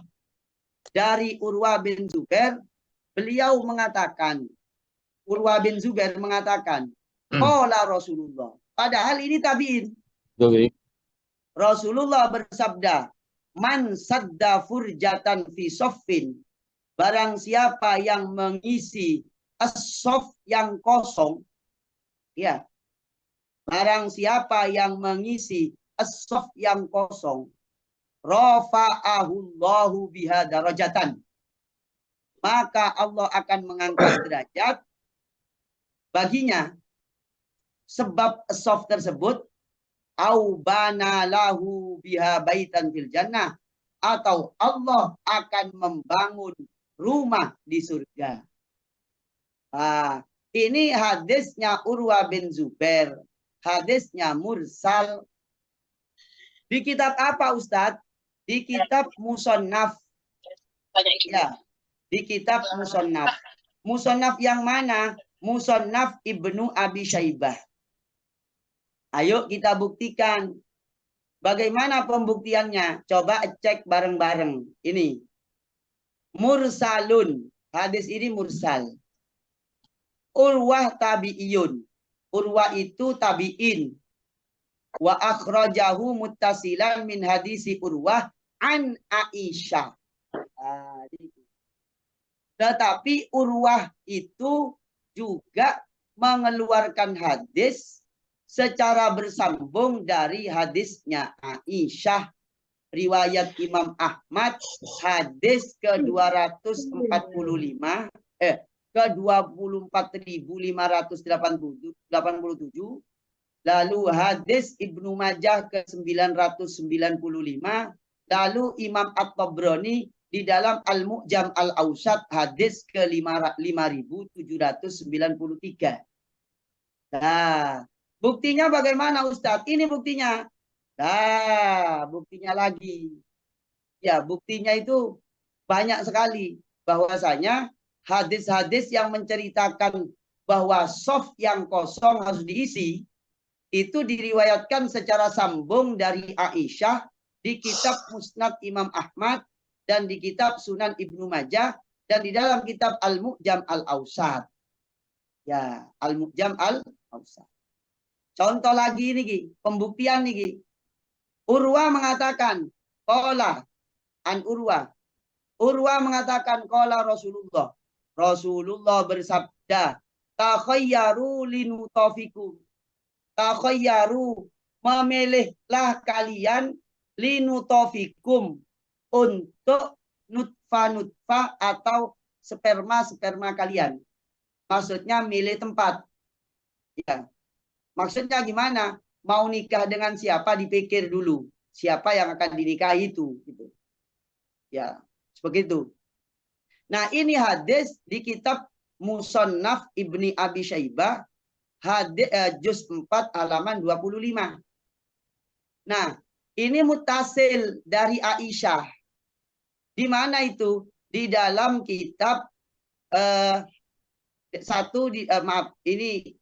yang Hasan ini, yang Hasan. Ditahqiq oleh Imam Syekh Muhammad Fuad Abdul Baqi. Ya. Di sini diterangkan bahwasanya takhayyaru linutafikum dikatakan hasanun. Hadis ini hasan. Menurut Syekh Albani itu hasan. Terus di dalam kitab Silsilah As-Sahihah dikatakan sahih. Ya. Tentang hadis perintah mencari jodoh yang baik. Pembuktian kedua. Nah, ini contoh-contohnya, G. Dan sangat banyak sekali sebenarnya yang bisa saya yang kalau kita ini membuka kitabnya para ulama, jadi ngaji hadis, ngaji fikih, ngaji tafsir, ngaji kitab apa saja memang harus berdasarkan kitab-kitabnya para ulama yang menerangkan bagaimana. Seperti itu. Termasuk khususnya hadis mursal. Sebagai bonus, ngapunten, sekali lagi mohon maaf, ini sebagai apa namanya closing statement saya. Mari bersama-sama ya ikuti kitabnya para ulama seperti ini. Yaitu para ulama itu memberi panduan kepada kita bahwa para ulama salaf itu tidak terburu-buru memutuskan hukum. Mereka saling melempar kepada yang lain. Kalau ditanya, jadi katanya Imam Ibnul Qayyim juga disebutkan di dalam kitab Ihya Ulumuddin, yang paling banyak menceritakan ini kitab Ihya Ulumuddin, yaitu bahwa karahatul ulama at-tasarru'a fil fatwa. Para ulama itu sangat menghindari dan sangat membenci terburu-buru di dalam berfatwa. Ini termasuk adab di dalam berfatwa. Jangan sampai, iya, fatwa itu jangan sampai. Punten. Ya, enggak. Harusnya tadi. Nanti dulu yang lain ya. Saya selesaikan dulu. Jadi nanti saya tutup ini. Maksudnya bareng-bareng kita ngaji bagaimana para ulama yang oleh Allah Subhanahu wa taala dititipin ilmunya para nabi itu mengajarkan kepada kita tidak boleh terburu-buru di dalam memutuskan fatwa. Termasuk di sini diceritakan Ibnu Abi Lailah itu nututin 120 sahabat. Akan tetapi beliau kalau ditanya tentang hukum agama, beliau itu menghindar. Diberikan kepada orang lain. Begitu. Maksudnya apa? Saya memberikan tambahan ini begini. Hadis itu ilmu yang rumit. Apabila disampaikan secara serius, dikaji secara mendalam. Dan yang lebih rumit lagi, kalau hadis itu ditakhrij, diteliti sejarahnya dan semuanya diteliti. Dan lebih tambah rumit lagi, kalau dikaji bagaimana ini usul fikihnya. Cara usul fikih ini kok bagaimana ini hadis. Begitu. Belum lagi ditambah yang paling akhir adalah perbedaan ulama di dalam menilai suatu hadis. Maka dari itulah tidak boleh kita ini melihat satu hadis ini kok dhaif, langsung seakan-akan itu sudah betul-betul dhaif. Tidak boleh. Wong yang mursal saja masih sahih. Kalau kita mau neliti, mau ngaji temenanan. Apalagi yang cuma mauquf gitu loh. Maka dalam kitab usul fikih diterangkan kalau para sahabat itu langsung bisa diterima. Kenapa? Sahabat udul, adil semua dan tahu melihat Nabi langsung. Nah, ini wawasan saja. Perkara panjenengan mau ngikutin yang langsung dhaif, ini dhaif, ini dhaif. Misalnya contohnya ikut caranya Albani misalnya. Kalau Albani itu kan menilai hadis itu kan gampang dhaif. Iki dhaif. Sampai ya sampai orang nggak ngerti. Akhirnya diikutilah semuanya yang dhaif menurutnya. Padahal itu kalau dibongkar, saya punya kitabnya. Saya punya kitabnya tentang maaf, dalam tanda petik, kadang itu agak sembrono gitu loh. Mendhaifkan hadis itu agak sembrono. Bahkan saya punya kitab ini nih. Ini kitab ini. Al-Bayan 5 Yushghilu Al-Adhan. Juz 1 sama juz 2. Karyanya Dr. Ali Jum'ah. Ini kitab bagus. Dan saya juga punya aplikasi yang di situ ada kitab khusus mengkritik ulama-ulama ahli hadis yang terburu-buru dan sekaligus gegabah di dalam mendhaifkan. Kenapa kok saya singgung ini? Karena kita bicara hadis mursal. Takutnya setiap mursal dianggap dhaif. Kan bahaya nanti. Padahal nggak ngerti ini mursalnya siapa. Sudah diteliti sampai di mana. Di kitab apa. Lalu bagaimana pertimbangannya para ulama. Kan begitu. Nah ini yang maaf. Sekali lagi kenapa kok saya sampaikan ini. Karena saya begitu sawering banget melihat betapa mudahnya hadis itu diklaim dhaif sebelum ada penelusuran secara dalam dan tajam sekaligus akurat seperti itu. Nah, saya sekali lagi saya memberi masukan, tolong takhrijnya beberapa kitab yang agak terburu-buru itu dibanding, bukan dihindari. Saya tidak anti ulama tertentu, tidak. Tapi diteliti lagi. Kapan-kapan kalau saya ada waktu, saya akan membuktikan. Ini loh contoh terburu-buru mendhaifkan hadis. Gitu loh. Saya punya kitabnya. Kurang lebih ada berapa halaman ya. Tebal sih. Itu dalam rangka maksudnya memberi pengalaman bahwa ulama-ulama dulu itu biasanya yang terburu-buru itu yang baru-baru. Iya. Kayak Ustadz Dwi itu biasanya terburu-buru itu. Iya. Ustadz Ahmad Bashir terburu-buru biasanya ya. Buru pulang. Oke. Sekian, terima kasih. Mohon maaf.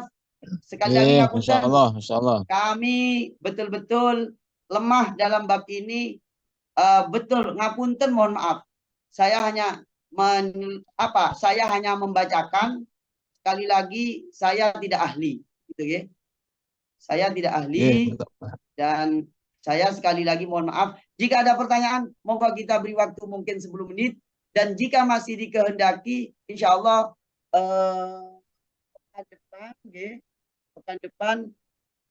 pekan depan saya bisa memberikan tambahan contoh dan implementasinya di dalam kitab-kitab fikih ataupun usul fikih yang menceritakan tentang hadis mursal. Begitu. Wallahul muwaffiq ila aqwamit thoriq.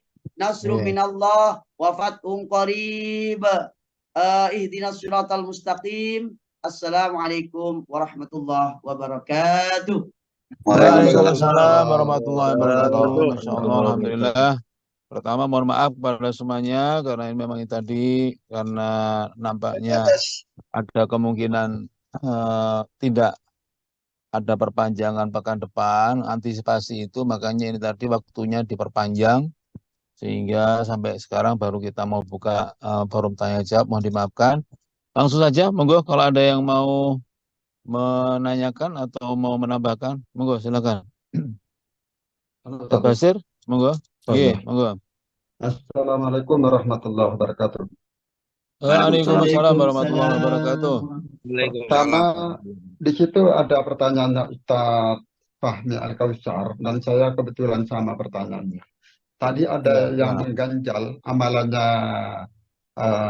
Musayyab, Al-Musayyab tadi, siapa? Said bin Musayyab, ya. Al-Musayyab, puasa wisal, puasa terus-menerus. Itu kan banyak hadis-hadis tentang larangan puasa wisal, yang pertama.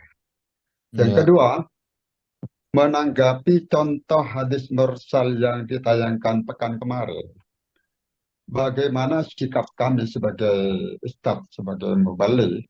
Karena di situ isinya itu semacam apa itu, matahari dingin apa itu, yang pekan kemarin kita melihat hadis mursal, tidak berani menyampaikan hadis itu karena tidak rasional, tidak logika, tidak masuk akal kepada umat. Apakah perlu disampaikan? Contoh hadis yang ditampilkan pekan kemarin, Ustaz Abdul Wahid. Matahari dingin. Ya, itu maksud saya pertanyaan. Itu loh, Ya, itu aja, dua dulu. Idashtadal harru fabridu anis sholat gitu loh. Oh, iya. Ya. Iya. Coba, Ya. itu Monggo. dua dulu, monggo. Saya jawab dulu, Ge. Iya, monggo, Ustaz. Jawaban yang pertama, Pak Basir, ini panjenengan ini minta jawaban yang boleh puasa setahun apa minta yang nggak boleh? Terserah. Sebenarnya gini, ya, bab ini ya memang tidak banyak disampaikan, ya. Atau yang menyampaikan juga terburu-buru, belum selesai baca gitu. Ini keterangannya, panjenengan nanti baca kitab Al-Iqtisom. Nanti panjenengan baca kitab Al-Iqtisom karyanya Imam Asy-Syatibi. Okay. Karena Pak Basir ini kan tukang membid'ahkan orang, jadi nanti ada puasa setahun, padahal Said bin Musayyab loh ya. Berarti digaji kaidahnya gimana? Jadi loh, keterangannya sudah muncul? Ya. Sudah. Ya, muncul apa Tereng? Muncul. Alhamdulillah. Niki, saya punya catatan makalah yang disadur dari kitabnya Imam Asy-Syatibi, yaitu kitab Al-Iqtisom. Monggo dicatat kitab Al-Iqtisom. Kam min rajulin shalla as-subha biwudu'il isya. Betapa banyak orang yang berwudu sholat subuh dengan wudunya sholat isya. Betapa banyak orang sholat subuh yang itu berangkat dari wudunya sholat isya. Kada wa kada, sanatan, sampai 1 tahun, kuat. Wasaroda asyama kada wa kada sanatan. Dan ada yang berpuasa 1 tahun penuh. Demikian. Wa kanu humul arifin bis sunnah. Padahal mereka itu orang yang alim hadis. Saya tanya kepada panjenengan, kira-kira Said bin Musayyab lebih alim, Said bin Musayyab kira-kira ada nggak yang lebih alim dari Said bin Musayyab ini saat ini di dunia? Tidak ada. Ya udah, berarti tidak ada itu, sudah selesai berarti kalau nggak ada itu. Tetapi menjawab tidak ada itu tidak cukup, harus menyampaikan namanya kaidah usul fikih. Kaedahnya begini Pak Basir, yang ganteng ya, Falhasil, yang ganteng menurut istrinya dan bapaknya ya. Falhasil jawazul ijtihad fil ibadah bisyurutin. Secara kesimpulan besar menurut ilmu usul fikih dari kitabnya Imam Asy-Syatibi diterangkan orang itu boleh berlebihan di dalam ibadah, ijtihad di dalam ibadah, bisyurutin, dengan syarat-syarat. Satu, Allah yahsulalahu malalun yufqiduhu lazzatul ibadah. Jadi orang boleh berlebihan ibadah dengan syarat tidak bosen sampai Hambar. kenikmatan Hambar. ibadahnya hilang sampai hambar. Gitu. Lah, Sa'id bin Musayyab jangan disamakan dengan Bapak Ustadz Al-Mukarram Ahmad Bashir. Wong ngentutan kok. Gitu ya. Kalau Sa'id bin Musayyab wudu isya sampai subuh. Tapi nikmat ibadahnya. Begitu. Kenapa kok demikian? Iya, karena dengan dalil hadis liyasil ahadukum nasyaqahu. Maaf, bukan dalil hadis, ini kita dalil hadisnya. Alaikum minal a'mal matutikun. Lakukan amal-amal itu sesuai kemampuan kamu. Begitu. Terus itu kaidah pertama. Kaidah kedua, ayyuksiro hasba toqotihi. Memperbanyak sesuai dengan kemampuan. Terus yang ketiga, la yafutu minal a'mal atau la yafutu minal a'mal ma huwa ahammu. Dan jangan sampai kalau beramal berlebihan itu, nanti sebelum Dr. Fahmi saya jawab, ini dulu pahami ya. Saya pahamlah arahnya pertanyaannya Pak Fahmi, arahnya pertanyaannya Pak Basir, saya paham gitu loh. Makanya saya terangkan ini dulu, kaidahnya dulu gitu. Saya mute dulu. Nah, ini keterangannya gini. Ini kaidahnya. La yufawitu minal a'mal ma huwa ahammu.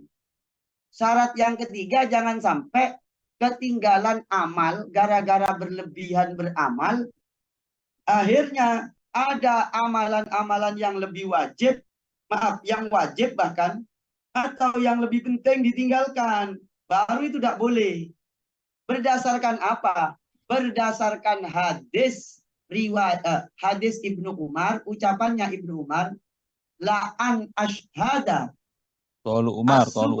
fi jama'atin ahabbu ilayya min aku malailatan. Min an aku malailatan. Ya.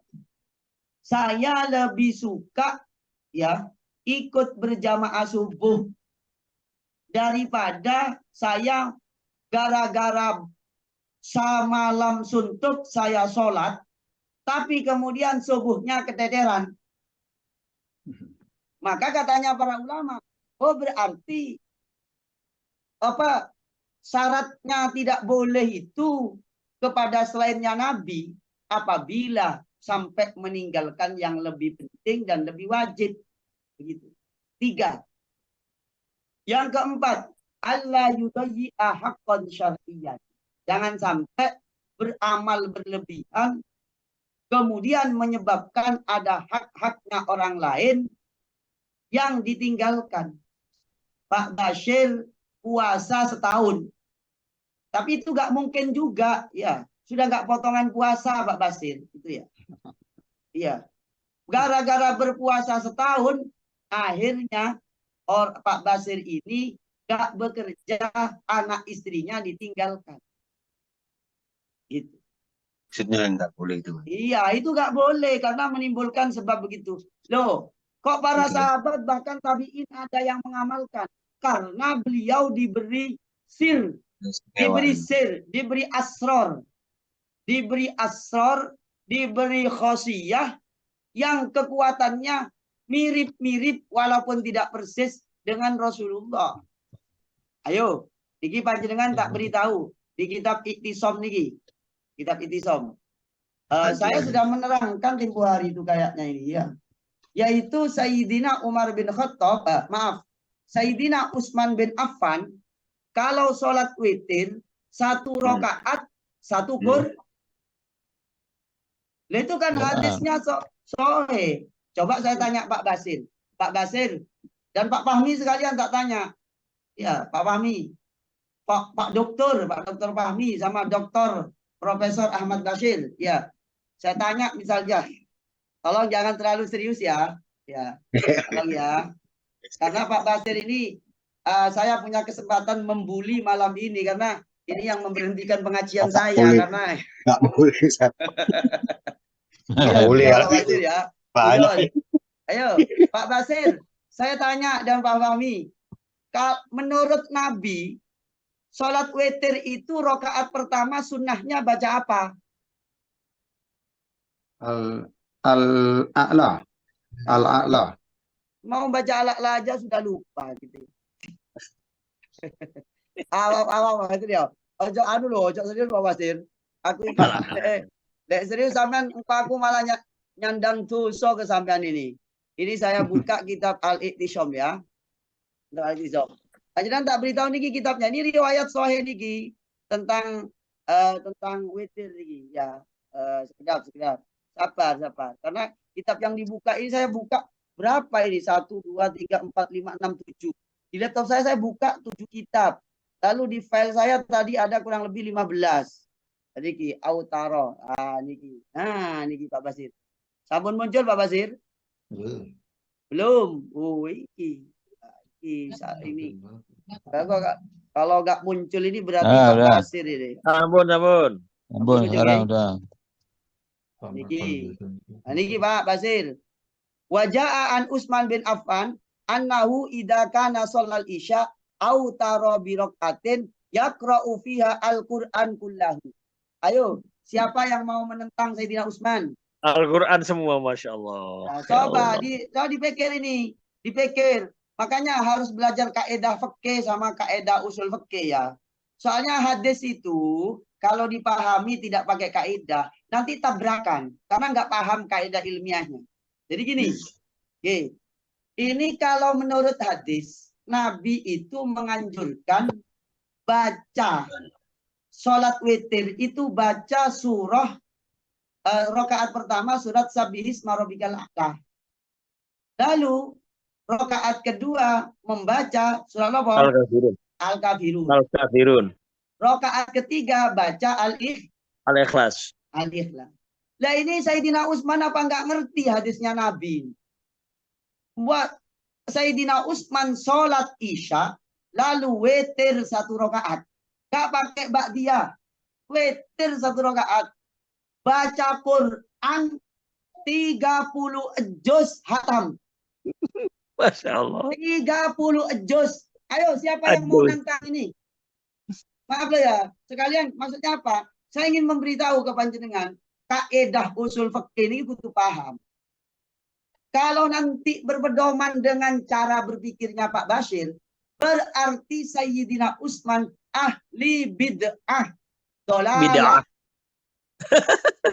Karena mengerjakan sesuatu yang nggak ada tuntunan dari Nabi. Apalagi ngomong. Contohnya mana dari Nabi? Ini nggak ada contohnya. Ayo. Mau gimana? Ini Pak Basir. Maka dalam hal ini saya ngajak ke panjenengan untuk ngaji kitab Ihya. Ngaji kitab Ihya. Ngaji kitab Waraqat. Ngaji kitab Bidayatul Hidayah. Terus ngaji kitab Bidayatul Mujtahid, lalu ngaji kitab Ikhtilaful Ummah, Ikhtilaful A'immah, ya, Rahmatul Ummah, Ikhtilafil A'immah. Itu ngaji kitab itu. Insya Allah nanti paham lah. Oh begitu. Maka kaidah tadi itu dipegang. Loh, sahabat ini bukan berarti nggak tahu. Tabi'in itu bukan berarti nggak tahu. Tahu. Maksudnya Nabi melarang hak puasa wisol. Karena Nabi kan mengatakan, lastu kahayatikum. Ya, saya tidak seperti kalian. Loh, berarti Nabi itu melarang dalam konteks umum. Umumnya itu orang nggak kuat puasa 1 tahun. Nanti bisa ada beberapa hak yang ditinggalkan gara-gara puasa 1 tahun. Begitu. Walaupun demikian, para sahabat itu, bapak-bapak ibu, saya tampilkan ini tokoh-tokoh sahabat yang puasa 1 tahun. Ini bukan nabi nih, sahabat. Maka muncul kaidah tadi. Muncul kaidah. Syaratnya tidak bosan ibadah. Lalu tidak tidak menimbulkan kelalaian pada yang lain. Pada perintah yang lain. Nah, ini Paham Ustaz, paham. Cukup ya segera. Paham. Ini saya Yang kedua Ustaz, gimana yang kedua? Saya simpulkan sedikit Yang ini. kedua. Satu Niki. Umar bin Khattab itu puasa 1 tahun. Ini keterangan kitabnya nanti saya kirim ke panjenengan. Umar bin Khattab itu sering puasa 1 tahun. Full. Di sini dikatakan mamata Umar hatta sarada as-saum. Sayyidina Umar sebelum wafat itu puasanya sering 1 tahun penuh. Lalu dua, Saumu bin Nurain, yaitu Utsman bin Affan itu juga puasa 1 tahun. Ini keterangan kitabnya ada di sini semua, ada di kitab Al-Bidayah wa Nihayah. Kemudian Abi Thalha Al-Ansari itu puasa 1 tahun. Kemudian yang berikutnya Aisyah, istri Rasulullah. Beliau itu termasuk orang yang ahli puasa 1 tahun. Di dalam kitab Tobaqo Ibnu Sa'ad diterangkan, Inna Aisyah kanat tasradu as-sauma. Aisyah itu puasa 1 tahun penuh. Kemudian Saumu Ummil Mukminin Hafsah. Hafsah itu puasa 1 tahun. Bintu Umar sering puasa 1 tahun. Kemudian Saumu Abi Darda. Abi Darda itu adalah Sayyidul Qurra. Qari terbaik, yaitu adalah puasa 1 tahun. Kemudian yang berikutnya Abdullah bin Amr bin Al-As, puasa 1 tahun. Kemudian yang berikutnya Saumu Abdullah bin Umar. Abdullah bin Umar ahli puasa 1 tahun. Saumu Abi Imam Al-Bahili. Kemudian ada Saumu Abdullah bin Zubair. Ini semuanya puasa 1 tahun. Ini keterangan kitabnya. Saumu Abdullah bin Rawaha. Saumu Hamzah, yaitu Hamzah bin Umar bin Amr Al-Aslami.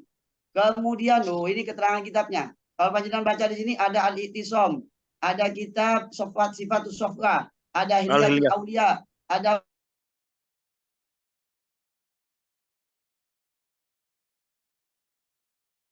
Auliya, ada Tobaqah Ibni Sa'ad, ada As-Simtu As-Samin. Banyak keterangannya ini. Cukup. Segera cukup ya, udah sangat jelas ini. Ampun. Satu tadi ya, belum tadi ya, dari Pak Basyad tadi yang apa? Yang kedua, Tadi? Contoh Matahari hadis yang apa tadi? kemarin itu loh. Oh ya. Matahari apa tadi? Kalau ada terik matahari maka sholat duhurnya diakhirkan, agak dingin itu ya. Ya. Di mana letak anaknya, di mana Pak Basyad? Maksud saya, kalau secara logika masa ada matahari mendingin gitu. Secara logika, jadi maksud anak, kalau ada hadis sejenis itu, artinya yang tidak sesuai dengan rasio, apakah kalau saya pribadi tidak berani menyampaikan kepada umat. Kalau hadis karena sensitif, nanti tidak masuk akal. Coba. Masuk akal. Nah, masuk akalnya di mana itu? Kan biasa. Iya, Sore sholatnya maksudnya baca Quran 1 malam suntuk itu kekuatannya berapa kali tuh? Itu sudah diukur berapa jam kemampuannya itu.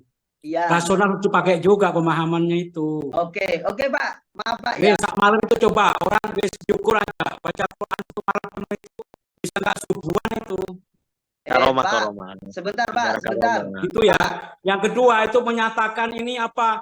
Hadis-hadis ini sampai sak malam apa puasa 1 tahun penuh itu ukurannya apa, logikanya bagaimana, urut-urutan siapa nyatakan, gimana untuk melihat kebenarannya itu. Oke, siap Pak, siap. Jangan hanya diomongkan terus itu, hati-hati juga itu ngomongkan hadis ini. Saya sepakat dengan Pak ini tadi itu. Iya Pak. Kemampuan orang, lihat kemampuan orang. Rasional sekali untuk sampai nyampe hadis tapi nggak rasional, begitu malah jadi menjelekkan Islam itu. Mengurungkan Islam itu. Sudah, kemampuan baca Quran 1 malam penuh itu berapa yuk? Wis diukur wis. Sampun Pak. Sampun Pak. Ya. Ya sampun, tapi kalau model-model begini-gini ini kurang pas juga kalau lewat apa lewat model virtual, ini kan bisa diskusi itu. Oke, Lewat ya. virtual nggak terganggu. Kalau kita mau argumentasi, waktunya juga nggak bisa tuh. Itu lebih Ya, pas kalau kita betul. kaji itu ya face to Offline. face itu, ketemu, Offline. Oke, forum siap. begitu. Oke, Ini kan siap. satu arah gitu loh. Oke, siap. Jadi, Pak. Ini satu Iya, arah benar. gitu, benarnya satu arah juga itu. Dan kita Oke. itu